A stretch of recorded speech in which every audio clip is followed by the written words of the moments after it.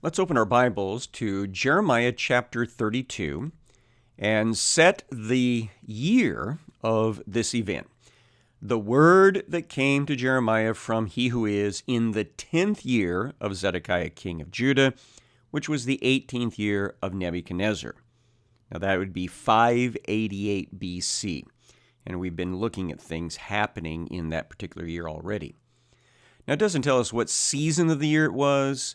All we know is that somewhere in this year, that, verse 2, at that time the army of the king of Babylon was besieging Jerusalem, and Jeremiah the prophet was shut up in the court of the guard that was in the palace of the king of Judah. So it's while the besiegement is still happening, and Jeremiah is still locked up in the official prison. Verse 3. For Zedekiah, king of Judah, had imprisoned him, saying, Why do you prophesy and say, Thus says he who is, Behold, I'm giving this city into the hand of the king of Babylon, and he shall capture it. Zedekiah, king of Judah, shall not escape out of the hand of the Chaldeans, but shall surely be given into the hand of the king of Babylon, and shall speak to him face to face, and see him eye to eye. And he shall take Zedekiah to Babylon, and there he shall remain until I visit him, declares he who is. Though you fight against the Chaldeans, you shall not succeed. Now that's a big long quote of why King Zedekiah is not happy with Jeremiah and why he threw him into jail. Now the event that precipitated Jeremiah's arrest, you might remember, happened the previous year in 589, apparently during the spring of that time, maybe the early summer, when Pharaoh comes up against the Babylonians, and the Babylonians suspend the siege for a little bit, which allowed Jeremiah to try to go out of the city a few miles north into Benjamin territory to his native town of Anathoth to do some personal business. But the guard at the gate arrests him and accuses him of defecting to the Babylonians. And then he ends up being brought before the king, and the king says all the things that we just saw here, that how dare you speak pro-Babylonian stuff? How dare you say that the city's going to be taken, there's nothing we can do about it, and that I myself as king am going to be taken into exile after I've seen Nebuchadnezzar face to face? How dare you say all that? So they've classified Jeremiah as a traitor and therefore have kept him in custody for probably a little bit more than a year by the time this story happens. So here it is. Verse 6, Jeremiah said, The word of he who is came to me. Behold, Hanamel, the son of Shallum, your uncle, will come to you and say, Buy my field that is at Anathoth, for the right of redemption by purchase is yours. So this might be tied in somehow with the family business that he was trying to take care of when he got arrested at the gate. He's got a cousin, Hanamel, who's probably near his age, and we would assume that Jeremiah must be somewhere in his early 60s if he was about 20 when his ministry started, because we're almost 4 decades later. So Hanamel is not some young man. He seems to be an older gentleman, and he can't afford to take care of some of the family farm. So he wants Jeremiah to step in and pay off some debts and take control of the family farm. Verse number 8, Then Hanamel, my cousin, came to me in the court of the guard in accordance with the word of he who is, and said to me, Buy my field that is at Anathoth in the land of Benjamin, for the right of possession and redemption is yours. Buy it for yourself. And then I knew that this was the word of he who is. So his cousin comes into the prison and meets with him and says, I need you to do the family a favor. You need to buy my field from me so that I can get out of debt. Now, the reason that this happens is because they want to keep the family farms in the family line.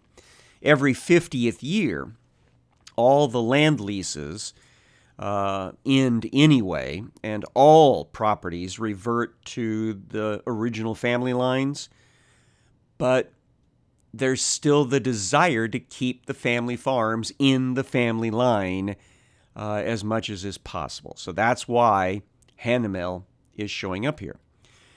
Now, that's a strange thing to be trying to do when your country's being overrun by a foreign entity. And that's the point here. Verse number 9. I bought the field at Anathoth from Hanamel, my cousin, and I weighed out the money to him, 17 shekels of silver. Now, this is before coins came into existence. So everything was sold by weight of a precious metal, in this case, silver. Now, the later shekels will represent in some fashion the original value that is in mind here. So a shekel tends to be a couple of days' wages. So we're seeing here somewhere in the neighborhood of a month and a half of work, several thousands of dollars that this field indebtedness is going to cost Jeremiah. So verse number 10, I signed the deed, sealed it, got witnesses, and weighed the money on scales. Then I took the sealed deed of purchase. That's the official record. It's sealed shut in the front of witnesses, containing the terms and the conditions, and the open copy. That's the personal record for Jeremiah himself to have so that he can read it at any time he wishes. Verse 12, and I gave the deed of purchase to Baruch, the son of Neriah, son of Maschia, in the presence of Hanamel, my cousin, in the presence of the witnesses who signed the deed of purchase, and in the presence of all the Judeans who were sitting in the court of the guard. So this is all happening at the jail. It's all happening there at the prison. And he takes the official record, sealed up. He takes the copy for his own personal use, and in front of everyone, he talks to his assistant Baruch. Verse 13, I charged Baruch in their presence, saying, thus says he who is of the armies, the God of Israel.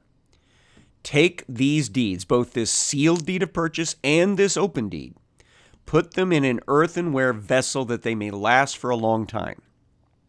So they would take written materials and put them in sealed earthenware jars. This is one of the reasons for the finding of the Dead Sea Scrolls, is because they were still doing that many hundreds of years later. And those written documents of the Essenes down at Qumran were put in earthenware jars, sealed up, and hidden away in caves because of the great Jewish-Roman War. Of course, they ended up dying or being taken away as slaves, so they never got back to get those earthenware jars with their documents. And so they were found more than 1,300 years later, and they are great treasures for us today. So something like that is what we're talking about, is take this written document or these written documents, put them in a storage container so that they can be stored away safely. Verse 15, for thus says he who is of the host, the God of Israel, houses and fields and vineyards shall again be bought in this land. So even though it looks like the whole Land is about to be overrun by the Babylonians, the very thing that Jeremiah has been predicting for 4 decades. Just because there's going to be the exile and the death of lots and lots of people is not going to end the inheritance rights to land and property of the Israeli people. So Jeremiah is transacting this transfer of money in respect to land in faith that this document will hold up in court later, that this property belongs to his family. Verse number 16. After I'd given the deed of purchase to Baruch the son of Neriah, I prayed to he who is, saying, he who is God, or my Lord, he who is. It is you who have made the heavens and the earth by your great power and by your outstretched arm. Nothing is too hard for you. You show steadfast love to thousands, but you repay the guilt of fathers to their children after them. O great and mighty God, whose name is he who is of the armies, great in counsel and mighty indeed, whose eyes are open to all the ways of the children of men, rewarding each one according to his ways and according to the fruit of his deeds. Very long sentence, but it takes bits and pieces of other passages of Scripture that describe God as eminently fair, but also very much compassionate. He wants to show mercy and compassion to those that want a relationship with him, but he does bring judgment on those who go directly against him. And that feeds into the whole reason that the Babylonians are besieging Jerusalem at this moment, because Jerusalem has gotten so bad, the people of the Judean kingdom, so bad, that God is invoking the negative consequences, the curses, if you will, of the covenant. Verse number 20. You, meaning you, God, have shown signs and wonders in the land of Egypt, and to this day in Israel and among all mankind, and have made a name for yourself, as is this day. So he goes all the way back to the beginning of Israel's history as a nation, back in Egypt with the 10 plagues, God demonstrating his power and judgment.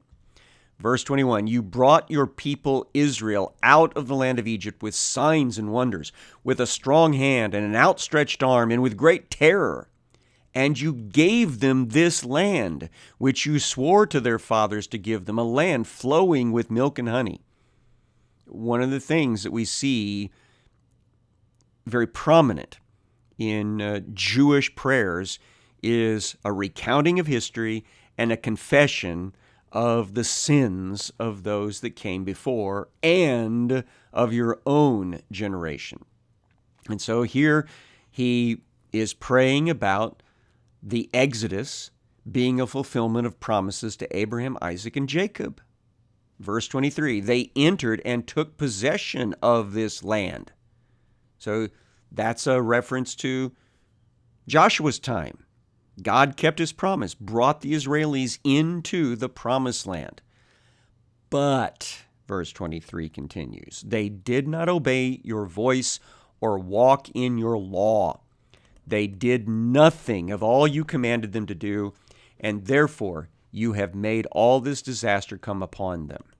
So what's happening right now outside the walls is directly related to the way that Israel lived in the land. Yes, they had good times, high times where they behaved themselves. They had revivals from time to time. But the vast majority of Israeli history, and you can check this for yourself by reading through the Judges and the Samuels and the Kings and the Chronicles, the vast majority of the history is about them disobeying, sinning, and ignoring the warning of prophets from God. So, verse 24, behold, the siege mounds have come up to the city to take it. Because of sword and famine and pestilence, the city is given into the hands of the Chaldeans who are fighting against it. We've seen this trio of things. Sword, meaning direct military action, a lot of physical death from that. Famine, because there's not enough food to go around during a war. And pestilence, because of the diseases that run rampant in war zones. That's going to end up with the Chaldeans, the Babylonians, taking the city and destroying it. What you spoke has come to pass, and behold, you see it. So this is all fulfillment of God's curse upon the nation for abandoning the covenant. Verse 25. Yet you, O he who is our God, have said to me, buy the field for money and get witnesses, though the city is given into the hand of the Chaldeans. So God, even though all this is happening and judgment is falling, you're telling me there's a future, that I need to have documentation about the transfer of hereditary lands. Verse 26. The word of he who is came to Jeremiah. Behold, I am he who is, the God of all flesh. Is anything too hard for me? Thus says he who is, behold, I am giving this city into the hand of the Chaldeans, into the hand of Nebuchadnezzar, king of Babylon, and he shall capture it. The Chaldeans who are fighting against this city shall come and set this city on fire and burn it with the houses on whose roofs offerings have been made to Baal and drink offerings have been poured out to other gods to provoke me to anger. So yes, you are correct, Jeremiah. The Babylonians are coming. They're going to burn this place to the ground. They're going to burn down houses whose tops had been turned into worship sites for pagan deities. So yes, judgment is coming. Verse 30, for the children of Israel and the children of Judah have done nothing but evil in my sight from their youth. So throughout their history. The children of Israel have done nothing but provoke me to anger by the work of their hands, declares he who is.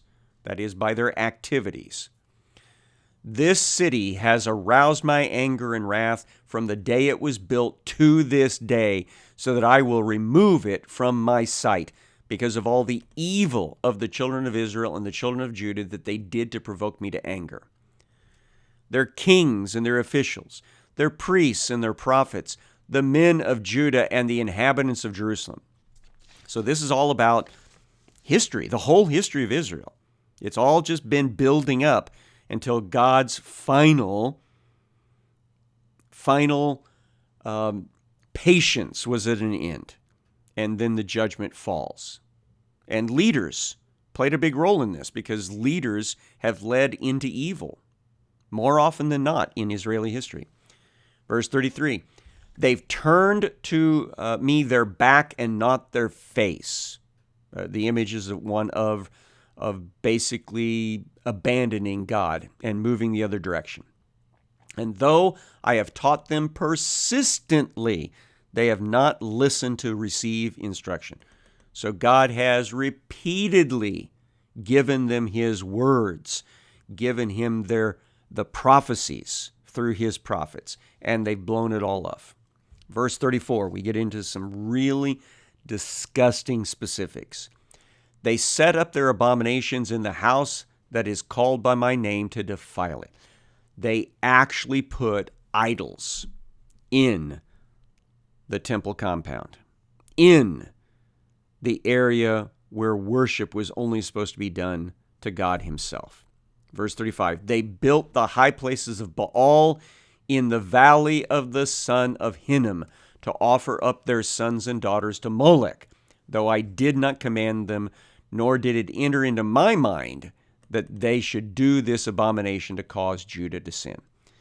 This particularly disgusting sin is repeated over and over again as a reason for God's patience to end.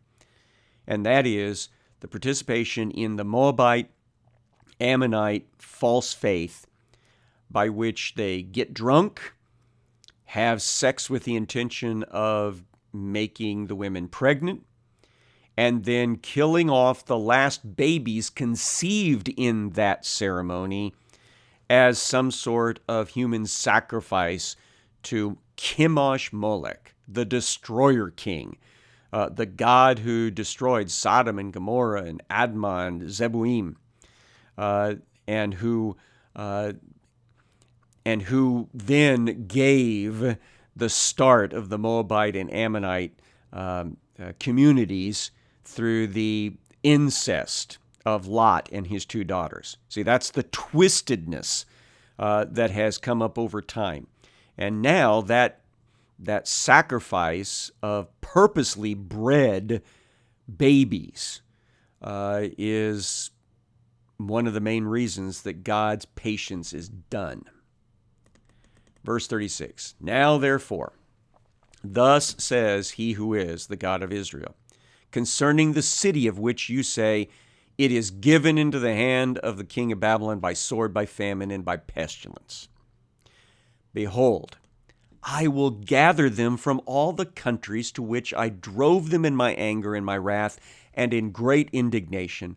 I will bring them back to this place, and I will make them dwell in safety, and they shall be my people, and I will be their God.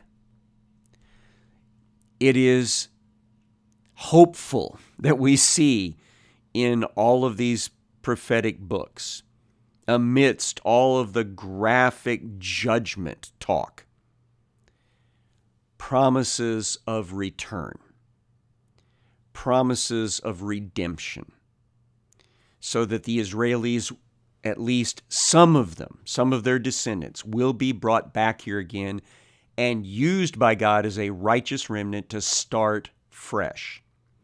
And then from that growing community, he will bring the Messiah into the world, and through that, save even more. And then ultimately, when the time is right, the Messiah will come back. He will resurrect the righteous dead. He will transform the righteous living, and he will gather all of his saints to this particular part of the new heaven and new earth and establish his eternal kingdom. And there's almost always a hint of that ultimate kingdom in these passages about returns. Verse 39, I will give them one heart and one way, that they may fear me forever, for their own good and the good of their children after them. And I will make with them an everlasting covenant, that I will not turn away from doing good to them. Now that passage, that verse, that phrase has to refer to eternity, because we know that even after the Israelis returned under Zerubbabel and Ezra, Nehemiah, and reestablished the Jewish presence in the Holy Land, that sin continued, and God eventually brought judgment in the form of the AD 70 destruction of Jerusalem and the Jewish people. And so this promise is not yet fulfilled of never allowing nothing but good to happen to them again. That will happen when Jesus returns. I will put the fear of me in their hearts, that they will not turn from me. I will rejoice in doing them good, and I will plant them in this land in faithfulness with all my heart and all my soul. So that's still to be looked forward to. Verse 42, For thus says he who is, just as I have brought all this great disaster upon this people, so I will bring upon them all the good that I have promised them. So you get the one, and then you get the other. God is trying to be the righteous king of a righteous people. But when unrighteousness happens, he has to punish it. But his ultimate goal is to get turned around and bring the people back to a righteous relationship with him. Fields, verse 43, shall be bought in this land of which you are saying, it's a desolation without man or beast. It's given into the hand of the Chaldeans. So now we get back again to the whole point of the illustration of this day.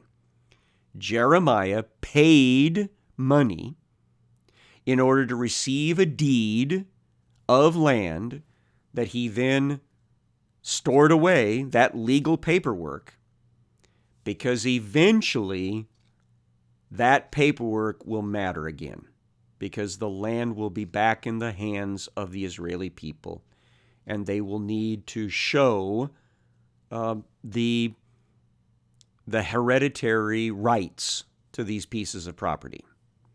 So verse 44, fields shall be bought with money, deeds shall be signed and sealed and witnessed in the land of Benjamin, in the places about Jerusalem, and in the cities of Judah, in the cities of the hill country, in the cities of the Shephelah, and in the cities of the Negeb, for I will restore their fortunes, declares he who is.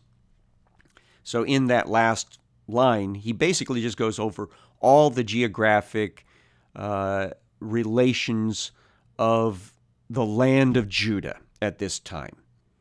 The cities that are up in Benjamin. Benjamin was associated with Judah at this time. And the city of Jerusalem, the cities of Judah, the cities of Benjamin, the cities that are in the hill country, but also the cities that are in the plain, the Shephelah, or the not quite as hilly, flatter land down toward the Med. And then the cities in the Negeb, that's the southern part of Judah, down in the northern Sinai. Because God says all of those places are going to be occupied again soon, and they will have deeds of ownership and transfer that will need to be in existence. So we're pretty much out of time today. We still want to do Jeremiah chapter 33, which says that the word of he who is came to Jeremiah a second time while he was still shut up in the court of the guard. So we don't know how long after chapter 32 this happens, but not too many days or weeks later. See you tomorrow when we get back into God's Word.